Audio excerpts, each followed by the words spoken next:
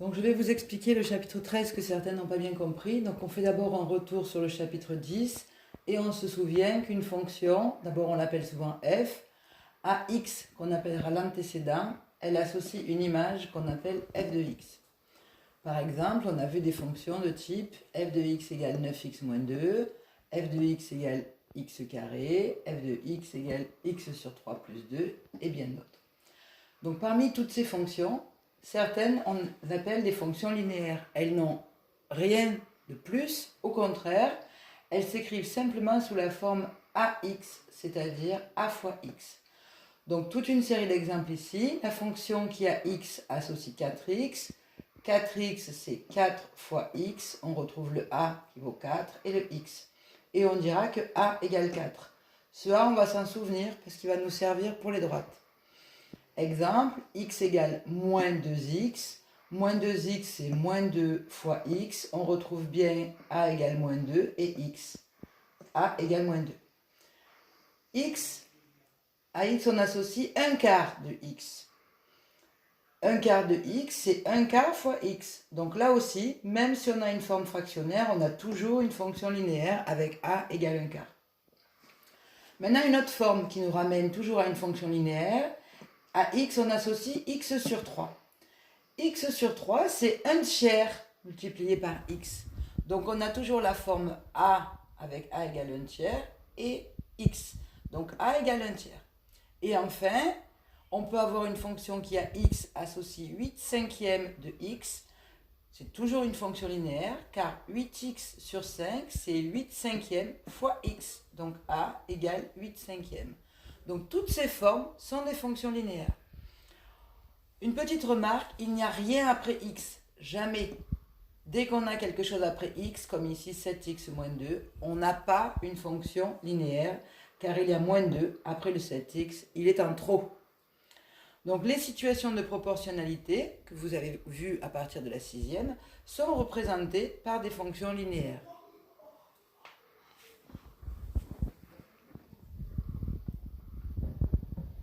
Donc on peut représenter les fonctions linéaires sur un graphique, et c'est toujours des droites, c'est-à-dire que les points sont alignés, qui passent par l'origine, c'est-à-dire par le milieu du repère, le point 0, 0. Quand a est plus grand que 0, par exemple si a égale 2, on a une fonction qui est représentée par une courbe qui monte de gauche à droite. Quand a est plus petit que 0, par exemple moins 2x, la fonction est représentée par une courbe qui descend de gauche à droite. Donc, et c'est très intéressant parce que c'est A qui nous détermine le sens de la droite. Ce A, à quoi il correspond sur la courbe? Il correspond à l'image de 1. Car si x vaut 1, a fois x, c'est a fois 1 et c'est A. On regarde ici. On avait x égale 1, son image vaut 0,5. Eh bien, a égale 0,5. De l'autre côté, volontairement, je n'ai pas mis l'image de 1, on verra tout à l'heure pourquoi.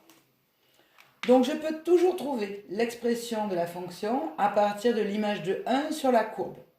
Dans le cas ici, on avait a égale 0,5 parce que l'image de 1, c'est 0,5. Donc, du coup, ma fonction ici, c'est 0,5x. Voilà. Dans le cas où je n'ai pas l'image de 1 volontairement, je peux toujours retrouver l'expression en faisant f de x, c'est-à-dire l'image, ici moins 3, sur x, ici 2. Donc ça, c'est a. Donc f de x, c'est quoi? C'est moins 3 demi de x, c'est-à-dire moins 1,5x. Ce qui est cohérent puisque je retrouve mon moins et que ma courbe est descendante. Donc a égale moins 1,5, f de x égale moins 1,5x. Alors je vais revenir maintenant sur ce qui vous pose problème, c'est comment trouver l'image quand on a la fonction et la valeur de x. On va prendre deux exemples simples. J'ai f de x qui vaut 3x et je cherche l'image de 2. Eh bien, je vais prendre mon expression et je vais remplacer x par 2. Donc, f de 2, ça va être 3 fois 2, ça va être 6. Faites attention, le x a disparu. Certains ont laissé dans nos exercices le x. Non, x on l'a transformé en 2, donc il disparaît. Maintenant, on va faire f de 7. Eh bien, on va faire 3 fois 7. Et 3 fois 7, c'est 21. Le x a disparu, puisque 3x, c'est 3 fois x. Donc, si x vaut 7, c'est 3 fois 7. Ensuite, vous avez eu du mal pour retrouver l'antécédent. Par exemple, l'antécédent de 9. On imagine que notre fonction, c'est f de x égale 2x. Donc on cherche l'antécédent de 9, ça veut dire que 9 est l'image.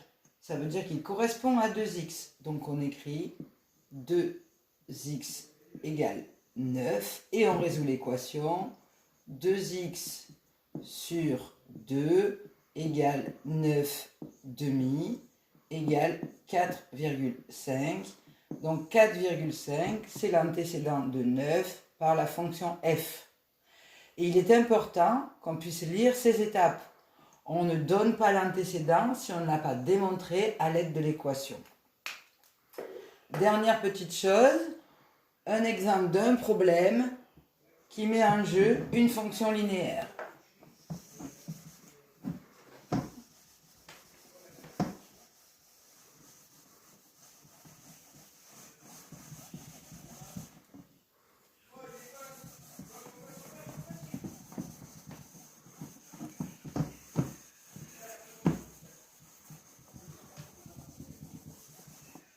On va reprendre l'autre côté, ça sera plus facile.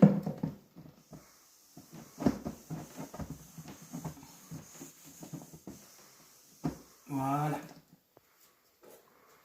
Donc, imaginons qu'on ait un problème dans lequel on sait que 4 billets coûtent 40 €. On est dans une situation de proportionnalité. Plus j'ai de billets, plus ça sera cher. Donc, on imagine le petit tableau des situations de proportionnalité. Ça, c'est les billets, ça, c'est le prix. On passe de 4 à 40 en multipliant par 10. 10, bien, c'est A dans ma fonction. Donc, f de x égale 10x. On aurait pu aussi ici calculer 40 divisé par 4 égale 10. On a le coefficient de proportionnalité et ce coefficient c'est A. Et on retrouvera donc la fonction f de x égale 10x. Voilà, j'espère que vous avez mieux compris. Au revoir.